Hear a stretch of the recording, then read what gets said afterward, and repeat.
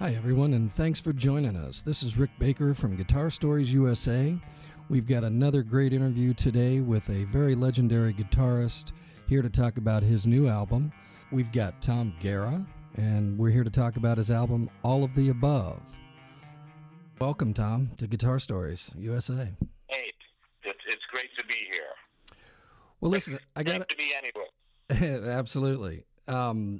I just wanted to say, first of all, that I love your album, man. Oh, that's great to hear. Thank you so much. It is so refreshing to hear a real guitar player playing real guitars. Yep, that's what we try to do. Yep, it's I believe that rock and roll music, blues music, is meant to be played, like that. No drum machines, none of that stuff. So that's kind of what I wanted to do. I wanted to make sort of a real rock and roll album using real guitars, real songs, not auto-tuned or anything like that, Absolutely, and that's something that is sadly lacking these days, and so it's very refreshing to hear it. And the album title is All of the Above, and I got to ask you, where'd you get the idea for that title?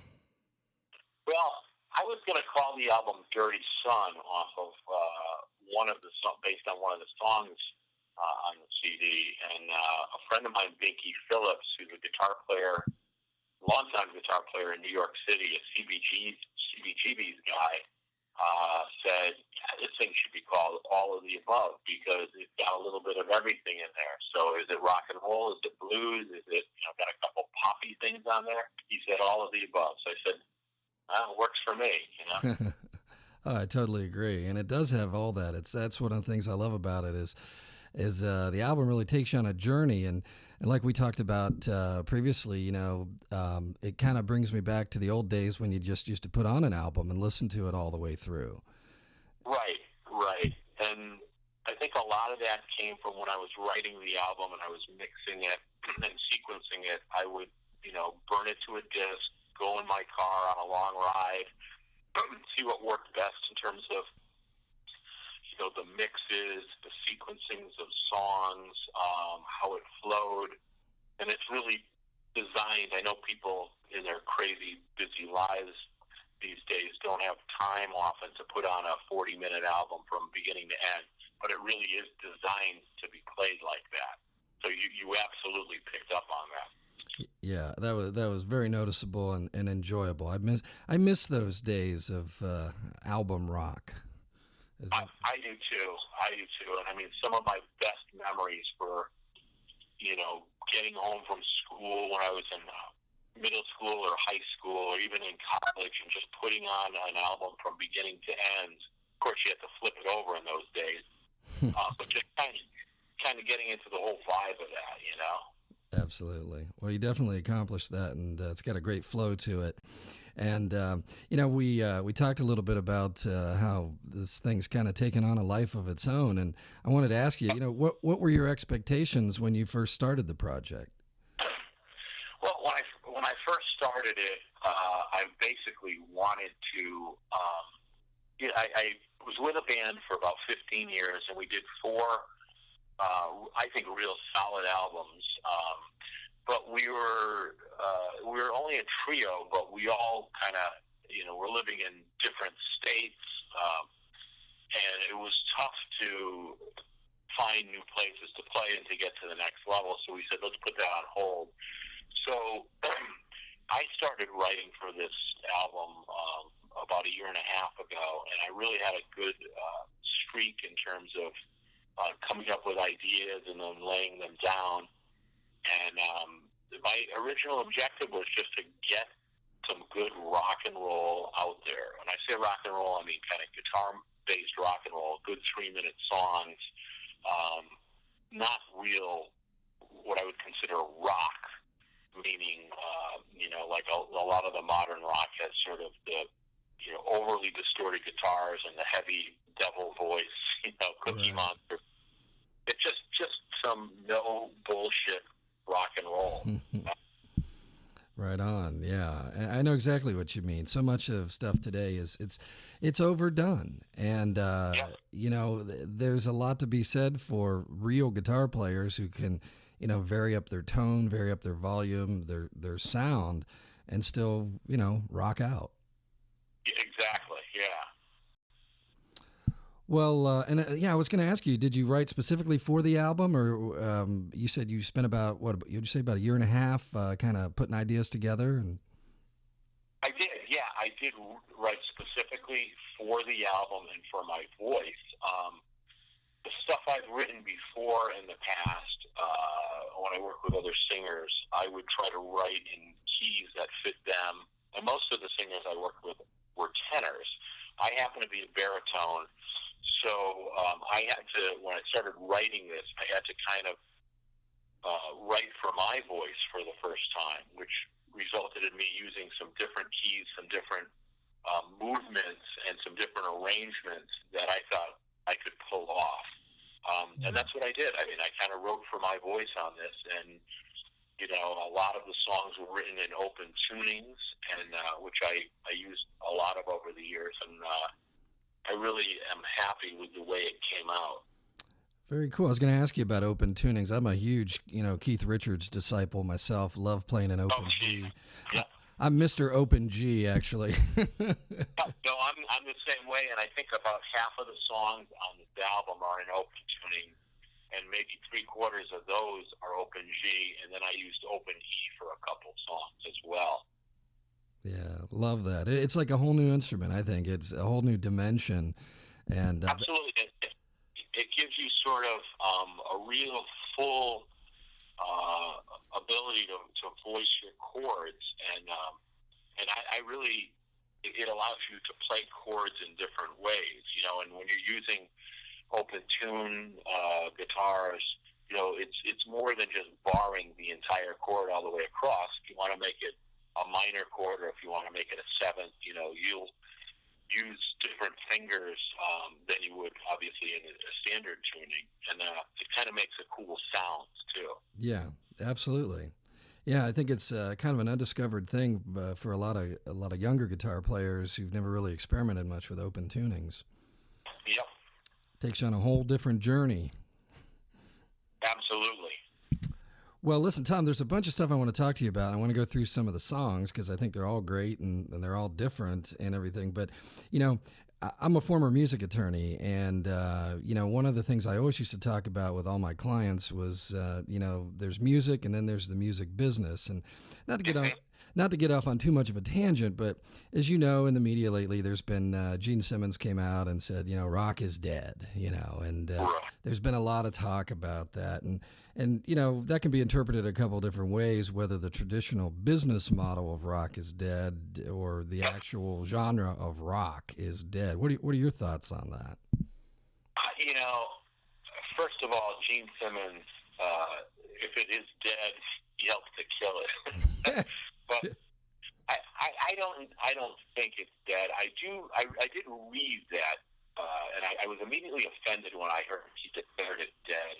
But then I read what he said. I do think from the business end, he was right. I read that interview, and when I read he was talking about the business, I did think, the industry has failed artists, it's failed songwriters, it's failed musicians. When the first file sharing Napster came out, the industry did absolutely nothing, and as a result, it devalued music. Yeah. All of a sudden, people wanted to pay $4 for a cup of coffee, but they had a hard time paying, $10 for a CD or $1 for a song.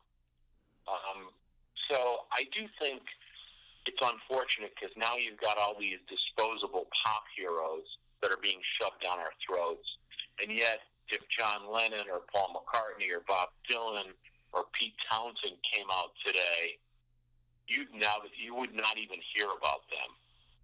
Yeah, I think there's a lot of truth to that. Everything is sort of this American Idol mentality. I look at some of my favorite artists, Ian Hunter, Steve Marriott. Can you imagine them on American Idol? I can't. No way.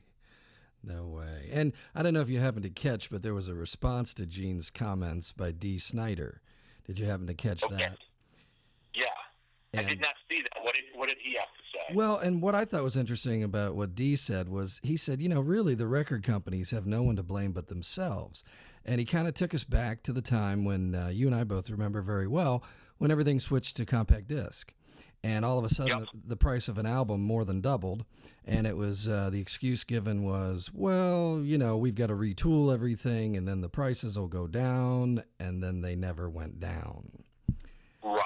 And I think with the digital revolution, that kind of gave rise to the whole concept of, geez, why do we have to pay $18 for an album when we used to pay $8? Yeah. No, there's a lot of truth to that too. And honestly, certain albums that I consider my favorites, I bought 3 or 4 editions of them. I mean, when Hendrix, I had the album, I had probably a cassette of the 3 original Hendrix albums. When they first came on CD, I bought that. Then they were remastered a couple times, So it is a little bit of the record companies sort of getting what they deserved, Yeah. Yeah, and I think the interesting thing today, too, with the popularity of, especially lately, of streaming services, what a lot of people don't even know is that the major labels are major owners of the streaming services. They've kind of bid themselves down as a result of what's kind of happened with the traditional distribution model. Yep. They've kind of had no choice really in the matter.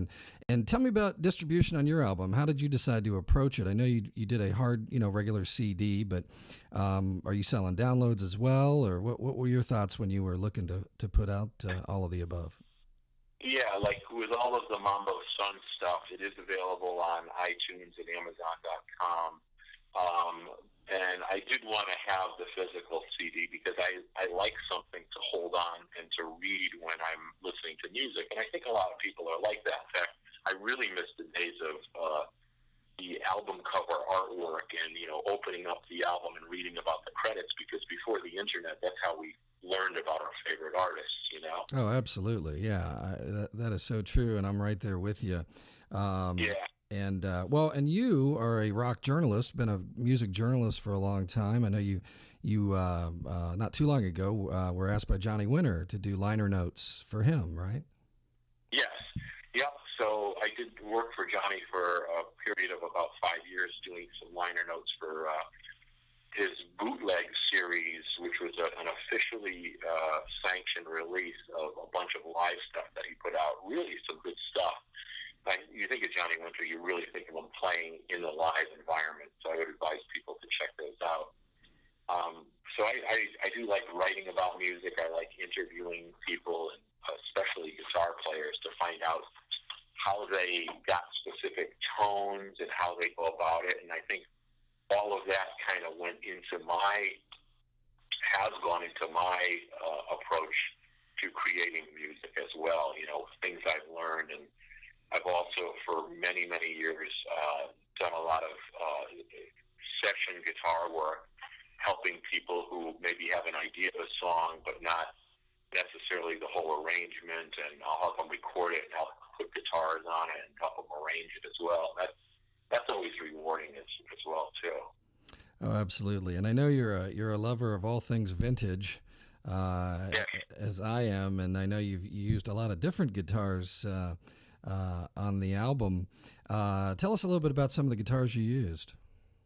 Yeah, I used a bunch of different guitars on the album, and a lot of the songs, when I wrote them on acoustic, and I sort of tried to envision, well, what do I want this thing to sound like? And luckily for me, I've been able to acquire a lot of different sounding instruments over the years, and amplifiers and effects and all that stuff.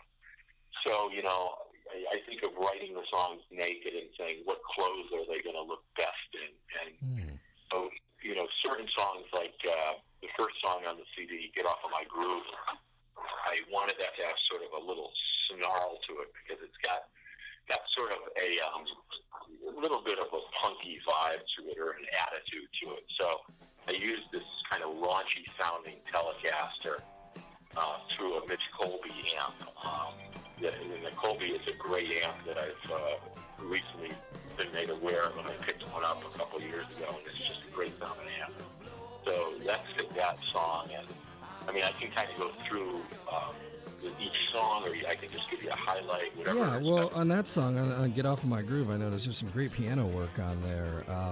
And you had a pretty great piano player playing with you on this thing, too, right? Yeah, I had a couple great piano players. I had Matt Ziner, who's a great piano and B3 guy. He's best known for his work with Dickie Betts. And then I also have Morgan Fisher from Mott the Hoople, and he played with Queen. And way back, he played with a band called Love Affair, which had a big hit with a song called Everlasting Love.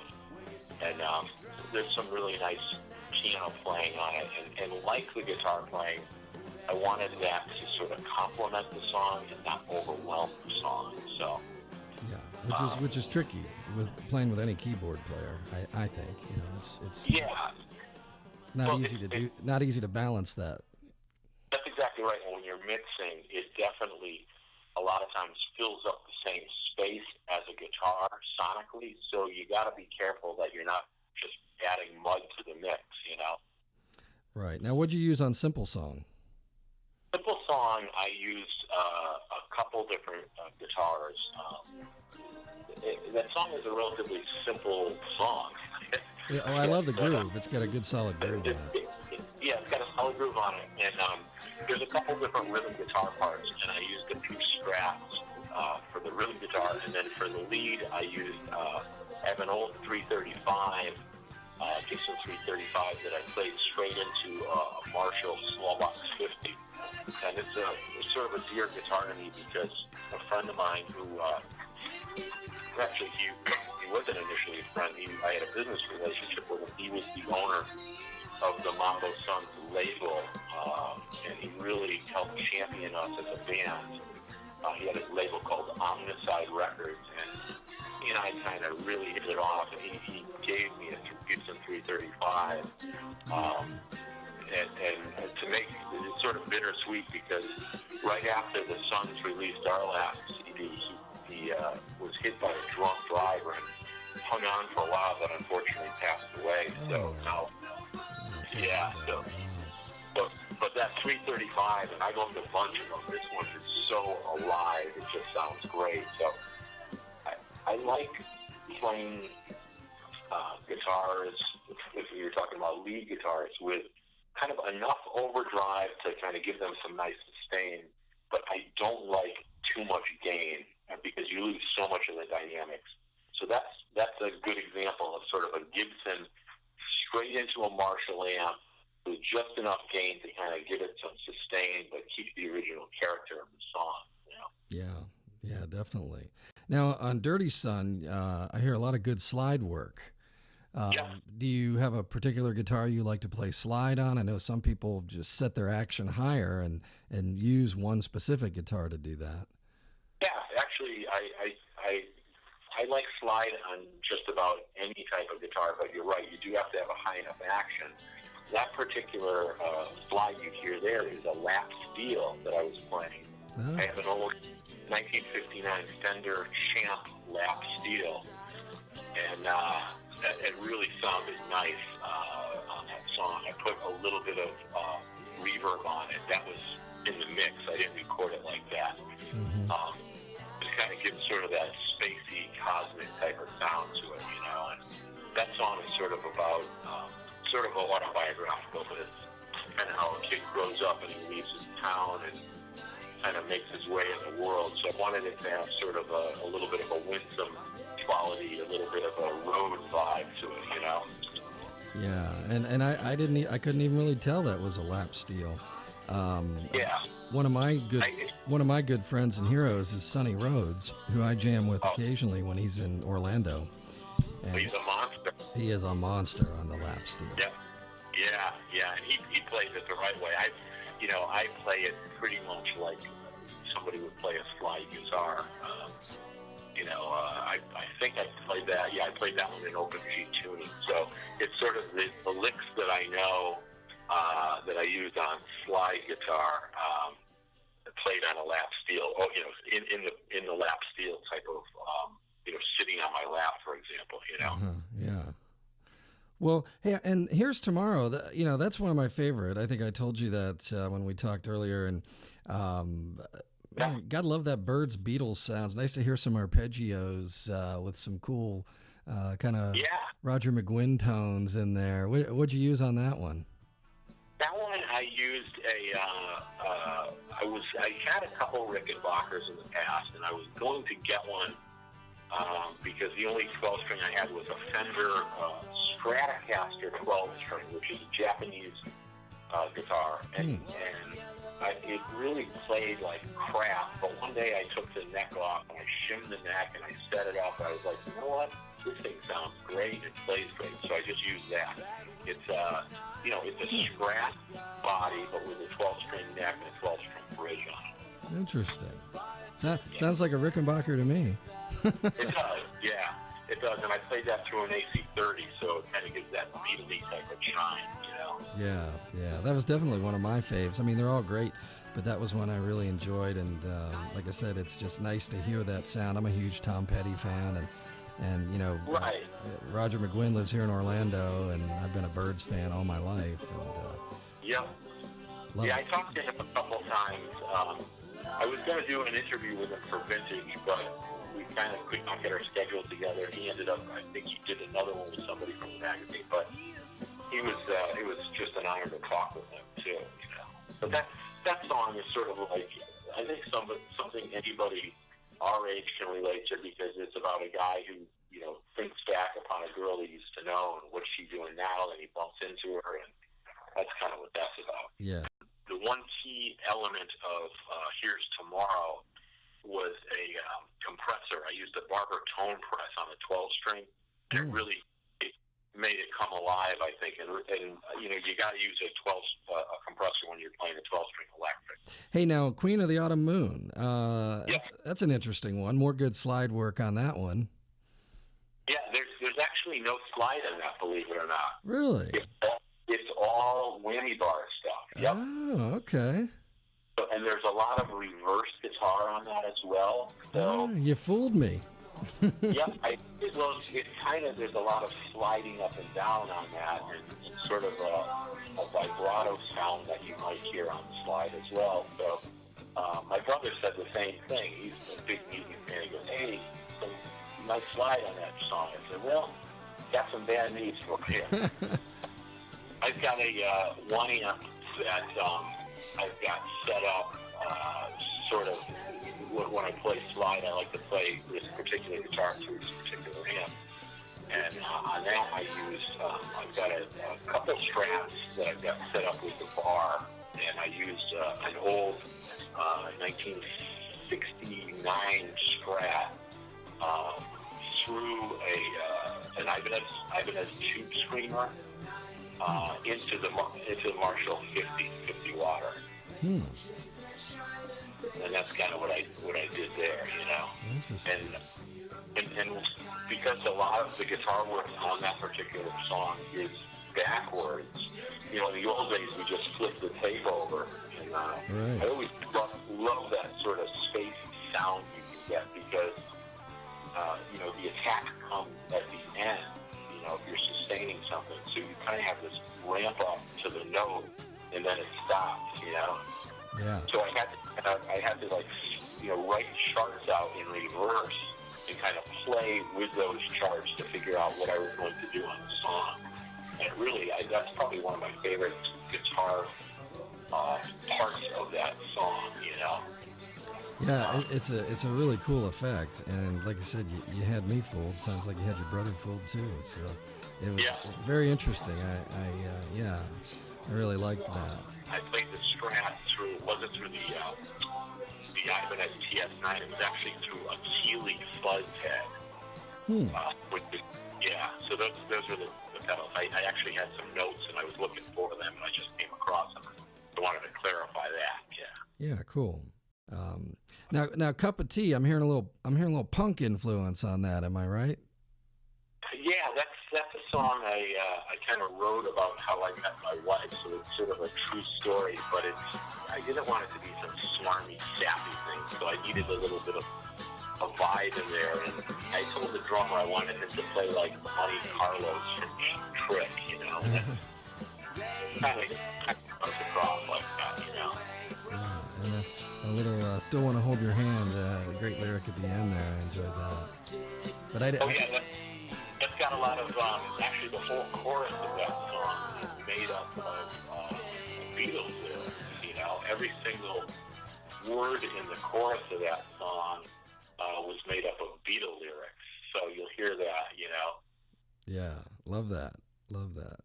And then on Indian, man, you got some great leads on that. And now, you know, growing up in I'm originally a northern boy from Ohio, but growing up in the South, I'm hearing a lot of Southern rock influence, maybe a little Dickie Betts influence on that one. Yeah. There's a little bit of backwards guitar on that just for flavor, but the majority of that thing is pretty much a straight Stratocaster into the Colby amp, and that song is just lyrically about, you know, the Trail of Tears and what happened to the Indian under our government, and how we kind of told them one thing and did another. President Jackson and the, you know, New Frontiers, basically, but all the red people disappeared. So that's kind of what that's about. But it's kind of got a little bit of you know, it's got a heavy riff in it, but then the leads are a little bit cleaner sounding, Strat to a Marshall, or Strat to a Colby, rather, in that situation. Yeah, and that Colby amp, I mean, I'm going to have to check that out. In 1980, I bought a PV Deuce. I was into Skinner big time, and had to have my Deuce, and it kind of reminded me of that Strat and my SG. I used to play through that Deuce. Oh yeah, that's definitely a great sounding amp to those Deuces. I mean, those, and you can still get those pretty reasonably today, you know. Yep, that was my first real amp that I bought in 1980. I think I was about 14, but I was a Skinner nut. I had to have it. Yeah. Oh yeah, I love the old Skinner stuff. I mean, I had bought Street Survivors like 3 days before the crash, and I'll tell you, man, I was a freshman in high school. I couldn't remember where I was. Of course, we didn't have, you know, there was no internet, so we learned about it, I think, the next day. And I was supposed to see them up in Springfield, Mass. They were supposed to be coming, I think, in November, and the plane crashed, I think it was in October of '77. So it was like the next month, yeah. And such a shame. You know, Steve Gaines, in particular, had really come on full on into the band, doing a lot of writing by that point. And their whole sound just went to the next level. And it was just such a shame about that. But yeah, at the time, especially here in Central Florida, because when I was growing up, late 70s, early 80s, you know, Molly Hatchet was, you know, from Jacksonville, and Skinner had a lot of ties. Well, they were from Jacksonville too, and so there was a big influence of those bands. In fact, Pat Armstrong did the Hatchet recordings here in Orlando. Yep. And so as a young guitar player, learning my licks, coming home every day after school and learning those licks, man, I was into that sound. And that Colby reminds me of my Deuce, which I still have. And yeah. So you gotta check it out. It's a great amp. Well, and another one of my faves was Refrigerator Blues. Yep. Now, great song. I really love the groove on that. And it was that, you know, hey, we've all had friends and known people in the business who I lost a good friend about 12 years ago along those lines. Is that somewhat based on your experiences or anybody in particular on that tune? Well, it kind of was influenced by Philip Seymour Hoffman. About 6 months before he died, I actually bumped into him on a city street. Oh. I walked by him, and I kind of like said, "Wow, that's Philip." I turned around, and then he turned around and looked at me. I'm sure he didn't recognize me for anywhere, except maybe because I made eye contact with him. We both kind of said, "Hey, man, how you doing?" like that, and we both started laughing, and then I just waved to him. And then, you know, 6 months later, he was dead, and I had been reading all about. I mean, I'd seen a lot, just being in bands and music and everything. Sure. But recently, I've been reading about all these young kids that were dying of heroin ODs, and that song is supposed to be, you know, an ugly song lyrically, and it's about an ugly topic. So I kind of wanted the guitar to be, you know, equally as raunchy or gnarly sounding. It's not like I'm preaching or whatever, but it's like, you know. No. And but I love the lyric. Forgot to pull the ripcord. yeah. They're all, you know, about basically. You know, I got a friend of mine who says, you know, not many people can say, yeah, that heroin worked out really well for me, you know. Right. And that's kind of what that's about. So. Yeah, that's another one of my faves for sure on the album. Yeah, there's a whole bunch of different guitars on that too. For the rhythm tracks, I used a couple of guitars with P90s. One of them is into that full tone OCD fuzz, which kind of gives it that raw distortion, that sawtooth sound. And the other one is straight into this little Gibson amp. It's a Discoverer amp that I have to trem on, so you can kind of hear some tremolo on there too. Mm-hmm. That is an old gold top I have, and the tremolo guitar is an Epiphone Coronet, which is an old, kind of like a Les Paul Jr. guitar. Yeah, wow. And then for the solos, I probably one of my favorite tones on that album is the solos on Refrigerator Blues, and that's basically the 76 Gibson Les Paul Deluxe into the OCD, right into the small box 50 Marshall. And at one point you can kind of hear where I change pickups, but I said, you know what, leaving that in, man, that's real life, you know? And that's kind of, both of those solos were first take, and I was just like, played them, and it's like, boom, that's all those things need, you know? Oh, yeah. And I've got a Gold Top Deluxe, and you know what surprises me with the Deluxe, and with the mini humbuckers especially, is it's almost like a Strat. I mean, it's, you know, you got that Les Paul chunk, but you got a little more high end, a little more of a Strat sound, sort of. Definitely, almost like the Firebird too. It's got a little bit of a bite to it, you know. This particular one I have too has factory P90s instead of the mini humbuckers. Oh, okay. So it's a little bit of an oddball, but it's basically like the same guitar you have too. You know, it's got the pancake body and the three-piece maple neck with the rosewood board. Mm-hmm. And it weighs a ton, but I'll tell you, I've had that guitar since 1982, and I love that thing. I'll never get rid of that. Right on. And then Frankenstein Boots, man. We got a little T-Rex in there or something. It's very cool. That's supposed to be kind of a fun song, and I've got a demo version of that I like, but I really like what Morgan Fisher did with the piano on that. He really pumps that song along. He plays some, you know, psychotic sounding riffs in there, and then the heavy guitar riff comes in. But that particular song has kind of a heavy rhythm, and then, you know, more Strat for the solos. You know, and I use one of the Strats with the bars. And I don't play whammy bar Strats live much, just because the tuning thing just drives me nuts, you know. Yeah, but I'm the same way, and I hate Floyd Roses. I don't like the. What do you? Right. Do you like Floyd Rose? You ever mess around with? No, I don't. Not at all. Yeah, me either. Yeah. So that, you know. You got to go gingerly then when you don't have the lockdown. And they do come back to tune usually if you pull them back. But the biggest thing with a stock Strat when you're using a bar, I think, is the nut. You got to make sure the nuts have, you know, the strings aren't binding in the nut, you know. Right.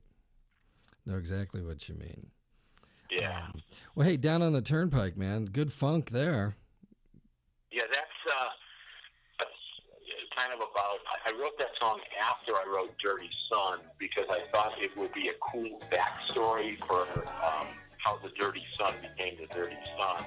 And it's kind of about a lot of the things I saw growing up on this a couple streets away from this real seedy strip that used to be the main roads in New York, but after the interstate came, it became a place for a lot of, motels that you pay for the hour by, and, right. that type of Well, I mean, the lyrics in there, too, pimps and whores or something, right? Yeah, they're all true stories.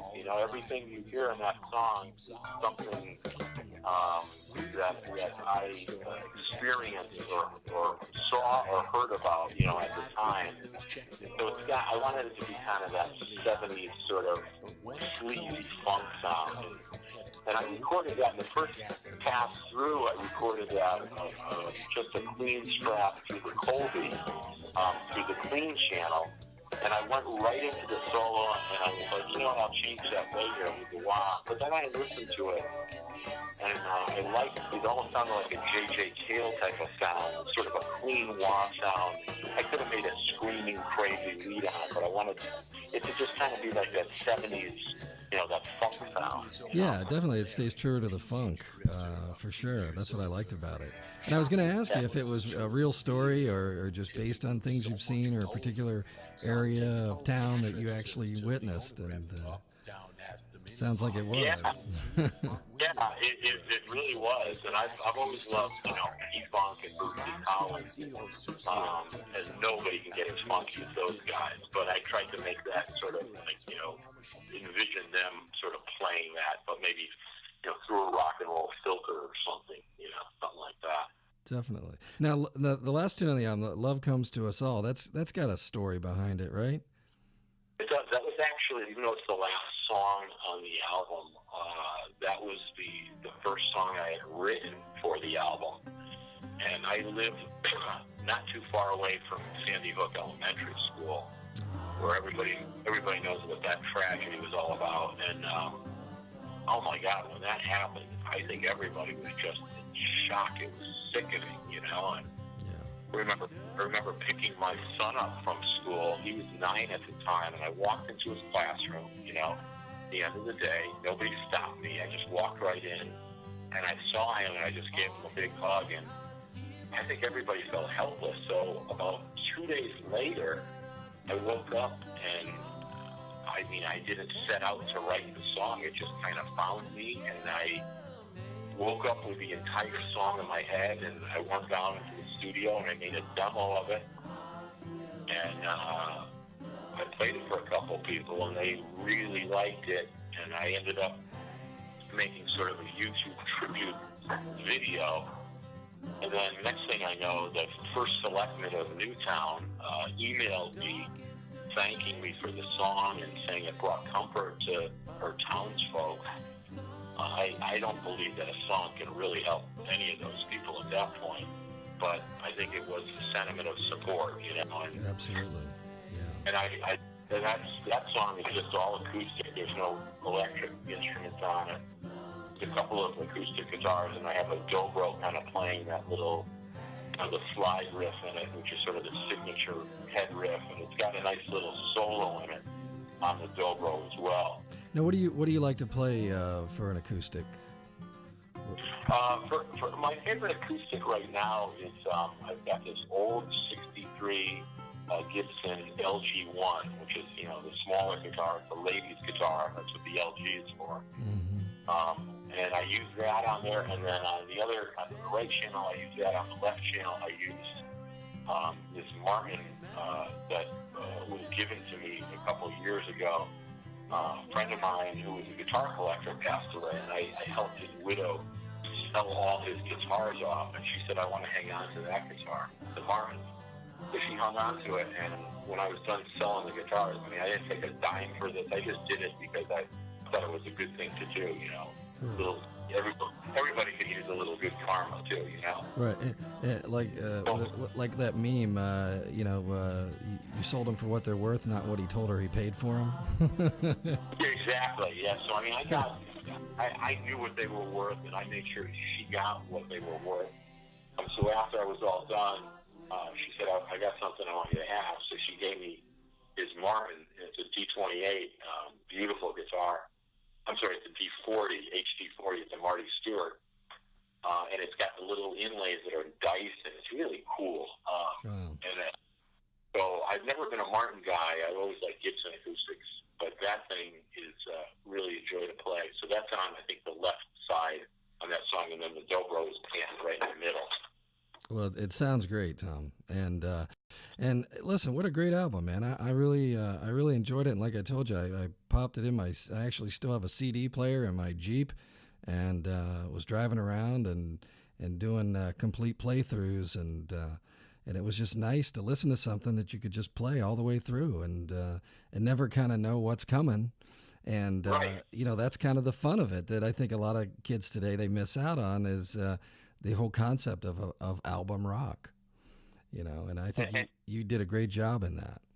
Well, that really means a lot, Rick. I appreciate you saying that, and I do agree. I think we're going at 1,000,000 miles a minute, and we want our songs that we don't even listen to all the way through because we hit shuffle on our iTunes, and let's all slow down and listen to albums, and have a glass of wine or drink some beer, and or not while you're driving.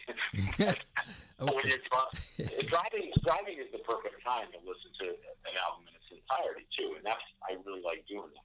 Yeah, I do too. How, that's how you know if it's any good. That's my test. I always do that. Right. Absolutely. So what's next, Tom? Live tour? Well, I don't have a band that currently could gig with, and I've gotten a couple offers to do some shows to support this, and I may do that.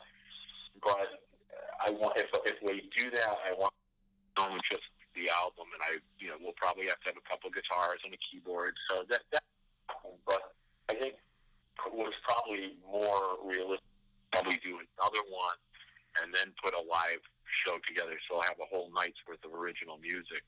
Yeah, that makes and sense. I may do some shows with the Mambo Sons again too. We're all still buddies, and we've talked about doing that as well. So maybe I'll do that and play some of my solo stuff too. I don't know. It's all good, Well, listen, I got two closer questions for you. I always ask these questions. All right, your favorite guitarist, top three. If you had to pick three, who would they be? I know it's hard. Favorite guitar players? Oh man, today? And of all time, it doesn't matter. Of all time, I would have to say one of the guys that's really stuck with me through the years that I do think buying his photo finish album changed my life was Rory Gallagher. Yeah. Yeah. Not a tremendously popular guy in the States. He was huge in Europe, but he was just a no-nonsense guitar player. And I saw that cover. I bought that album, and I said, man, I want to play a Strat. And that's been pretty much my main guitar since. So he's up there. Obviously, Jeff Beck, everything he's ever done, I think I loved. Boy, there's so many. I know. It's a hard question. It is. I've always loved the stuff that Jimmy Page did. I thought he was one of the greatest studio guitar players, meaning he could use the studio as sort of like an extra instrument. I mean, I love the guitar orchestrations he did. I like a lot of Keith Richards stuff, too. I mean, I just read this book by Bill Janovich called Rocks Off. And if you're a Stones fan, you may want to check this out. It's sort of the stories behind their best songs. And I really enjoyed that. It kind of brought me back. That's all I listened to as a kid was, Beatles and Stones. Yeah. So, well, like I said, I'm a huge Keith Richards fan, and so I haven't read that book. I'll have to check it out. All right, Tom, final question. All right. yeah. Your favorite guitar, if you could only bring one to the island, which one would you bring? Well, I've been playing. I've got a bunch of Strats and a lot of old ones that are sort of beautiful guitars. But for the past 2 years, I've had this love affair with a 1970 Strat that's a little bit beat. It's got a maple neck. It's not a maple cap neck because in late 70s they started using solid maple again, just like they did in the 50s. Mm-hmm. And play that quite a bit on all of the above. And it is right now my favorite guitar, probably my Desert Island guitar. I wouldn't care if, it got rain down on that desert island too, because it's a little bit beat. It's not a pristine collector's piece. Awesome. Well, Tom, great talking to you. Love the album, and I hope everybody who listens to this picks it up and enjoys it and appreciates some good album rock for a change. Well, I appreciate that, Rick, and I look forward to it. And let me know if you have any questions or something I said doesn't make sense, which is often the case. No, it sounds great. And one of the things when I talk to artists, and I just love talking about the songs, and talking about the guitars and how you get those sounds, because as a player, I mean, to me, that's what it's all about. And right. It's and that, to me, the guitars are such an incredible part of these songs that we all love. But in the end, they are a little bit like frosting on the cake. You need a good cake, and that's what I think a good song is, sort of like the good cake, That's right. Absolutely. I couldn't agree more, Tom. That's definitely the way it is. And you did a great one, man. I love it. And thank you very much. Wish you much success with it, and definitely stay in touch and keep us posted on any other developments with both you and your career and the album. And we wish you nothing but the best on it. I appreciate that, Rick, and thank you very much. It was great talking to you too. Okay, Tom, and we'll catch up soon, my friend. Sounds good.